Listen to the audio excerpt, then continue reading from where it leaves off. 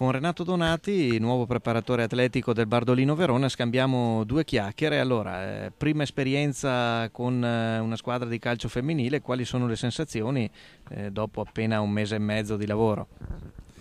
Sensazioni molto positive, è un gruppo di lavoro che è affiatato, che lavora molto disponibile a nuove esperienze e quindi per il momento tutto bene. Senz'altro la strada che stiamo percorrendo porterà a situazioni ancora più interessanti per entrambi. Quali sono le tue precedenti esperienze nel mondo sportivo e che differenze magari hai trovato in questa nuova avventura? Sì. Vengo principalmente come allenatore dal punto di vista dell'atletica, quindi preparazione per il triathlon, ciclismo e maratona.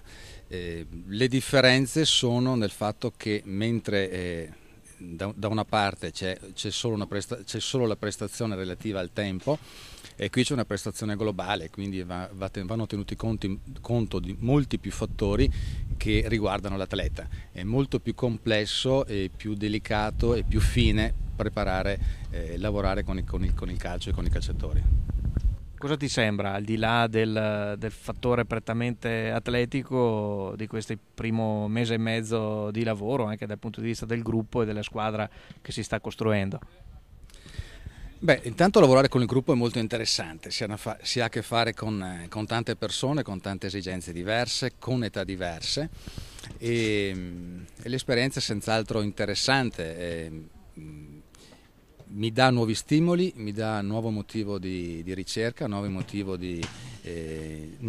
obiettivi e quindi senz'altro molto interessante anche dal punto di vista mio professionale per approfondire determinate conoscenze, determinati approcci. Quali sono le atlete più portate, diciamo, dal punto di vista atletico fino a questo momento? Non mi sembra giusto farne, diciamo così che ognuna in questo momento sta dando il massimo di quello che può e questo è già molto interessante. E anche per loro non è facile perché cambiare preparatore atletico significa cambiare metodologia di lavoro e si sono dimostrate tutte molto disponibili e tutte molto interessate.